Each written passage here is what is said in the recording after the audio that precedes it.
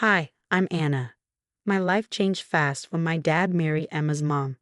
I was 12, she was 14. At first, everything was great, better than I expected. Emma would braid my hair, help me with my math homework, and we'd spend hours watching ridiculous reality shows together. Even my best friend, Maya, was jealous. "You lucked out," she'd say. "I wish I had a cool stepsister." But things shifted when we hit high school. Subtle at first, so subtle even Maya didn't notice. But my boyfriend Derek did. One Friday morning, Emma popped her head into my room. "Can I borrow your new sweater for my date?"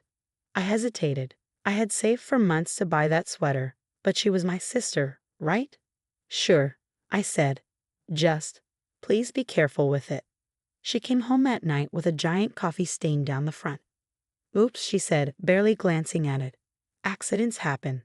Hey, you can totally cover it with a scarf." Then there was my sweet 16. Dad and my stepmom let me invite 30 people to a fancy restaurant downtown.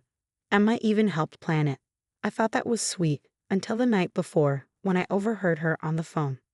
"Yeah, Hannah's thing is at 7, but why don't we meet at 6? There's a way better place next door. No one cool is going to her party anyway." She had planned her own dinner at the same time. Half my guests never even made it to my party. When I confronted her, she just laughed. "Don't be so sensitive. People just wanted to grab a quick bite first. Not everything is about you, Anna." Maya was furious. "She's jealous," she said the next day at lunch. "You're getting better grades, you made the dance team, and let's be real. Derek asked you out even though she was totally into him." I didn't want to believe it. Emma was my sister. Sure, we had our differences, but that was normal, right? Then college acceptance letters came. I got into my dream school. Emma didn't. For the next week, she told everyone I only got in because the school had to fill their charity quota. Derek urged me to stand up to her. "You can't let her keep treating you like this," he said during one of our coffee dates. But I kept making excuses. She was stressed. She was going through a rough breakup.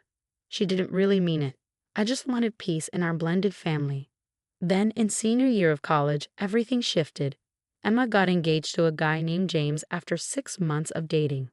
One evening, as I sat in my dorm with Maya, Emma's name flashed on my phone.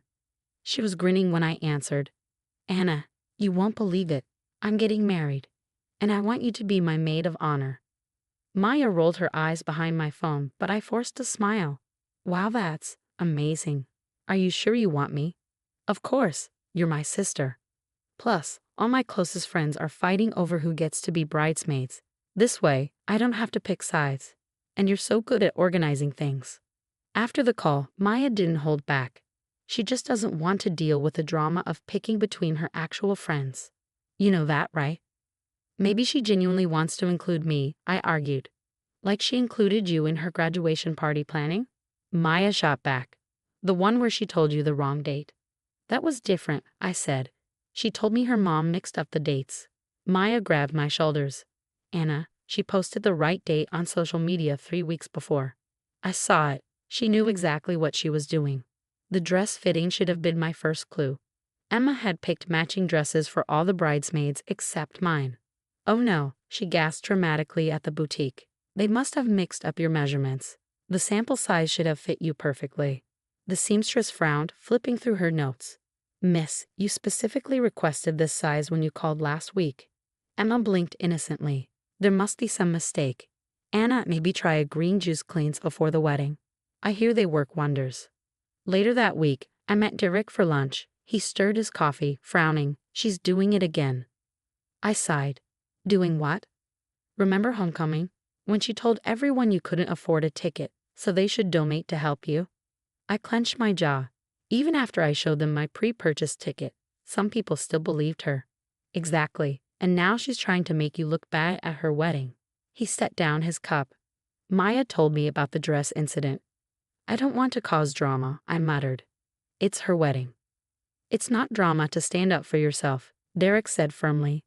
"Look, yesterday I overheard her telling the bridesmaids they didn't need to get you a wedding party gift because, in her words, Anna's not really part of the traditional wedding party. She's only doing it as a favor to me." I picked at my sandwich. Maybe she meant it in a nice way. "Anna," Derek sighed. Stop making excuses for her. Real sisters don't treat each other like this. My sisters fight all the time, but they would never deliberately humiliate me. The wedding rehearsal dinner came too fast. Emma had been oddly quiet all week, almost nice. She kept talking about the reception, the special moments she had planned. I let myself hope. Maybe despite everything, we could finally be real sisters. The wedding. The reception was in full swing. Emma was a vision in white, and James couldn't stop smiling at her. At the head table, I sat between Maya and Derek, watching as she stood for her speech. I want to thank everyone for being here today, she began, voice honey sweet. Especially my beautiful family. Mom, thank you for always being there. And to my stepdad, thank you for bringing so much joy into our lives. Then she turned to me. Her smile didn't reach her eyes.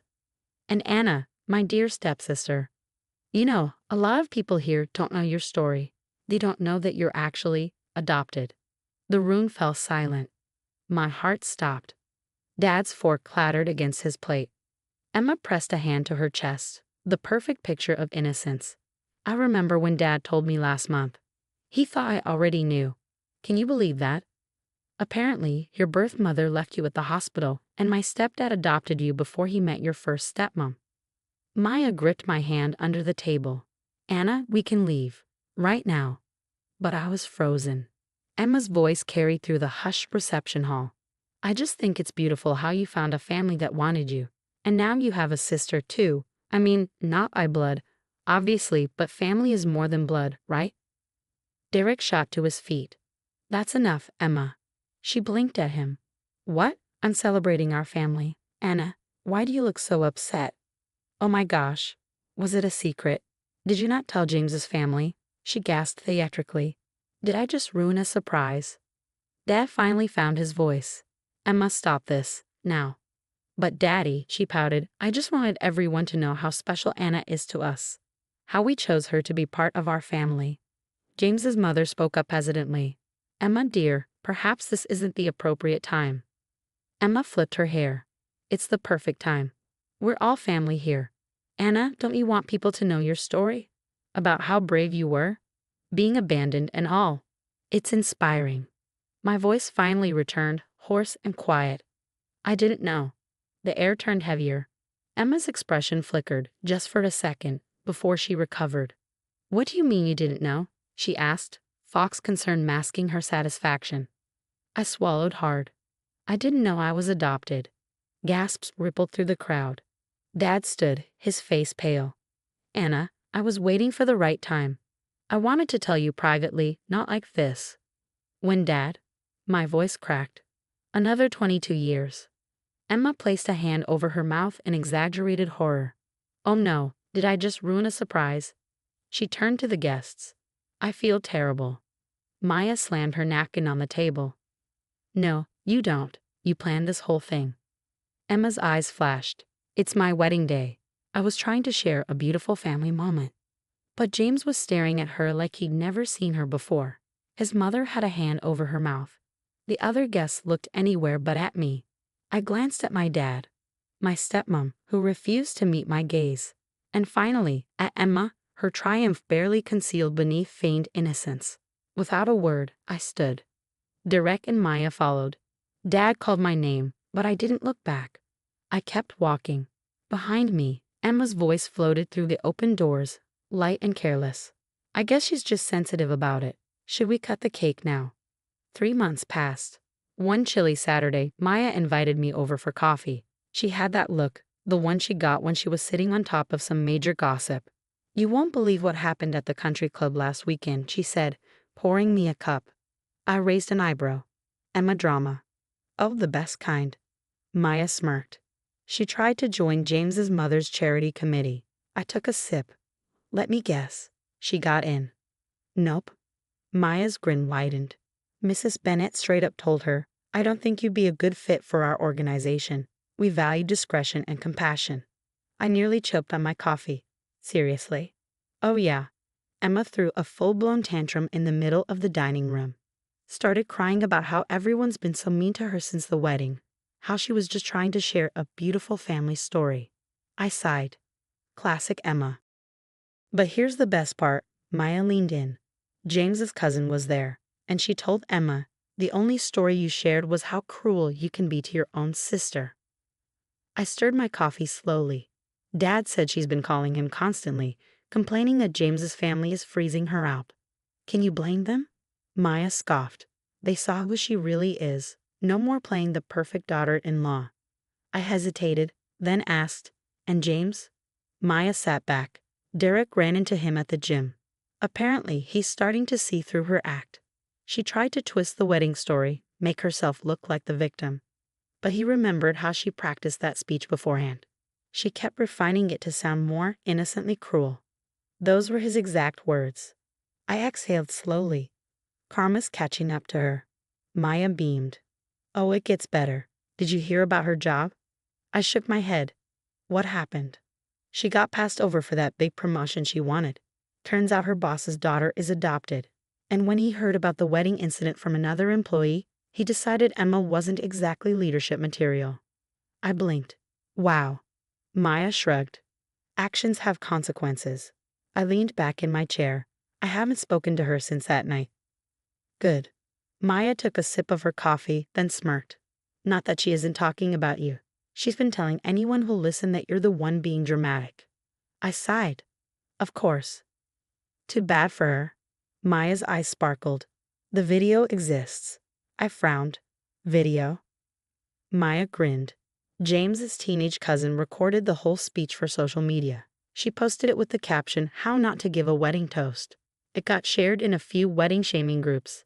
Emma's been getting dragged online by complete strangers. I almost felt bad for her. Almost. Maya saw the hesitation on my face and shook her head. "Don't. She did this to herself. No one told her to ambush you with your adoption story. No one made her turn your personal history into wedding entertainment. She chose that. All on her own." Maya was right. Emma's perfect little world was unraveling. Not because of anything I did, but because people finally saw her for who she really was. Her mask had slipped in front of the very people she was so desperate to impress.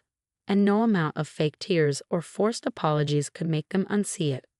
Last I heard, she and James were in counseling. Her social circle had shrunk to just a handful of people, mostly the ones who were just as toxic as she was. And her new mother-in-law? She had uninvited Emma from the annual family vacation. I took another sip of coffee, warmth settling in my chest. Sometimes the best revenge isn't revenge at all. It's simply letting toxic people face the natural consequences of their own actions.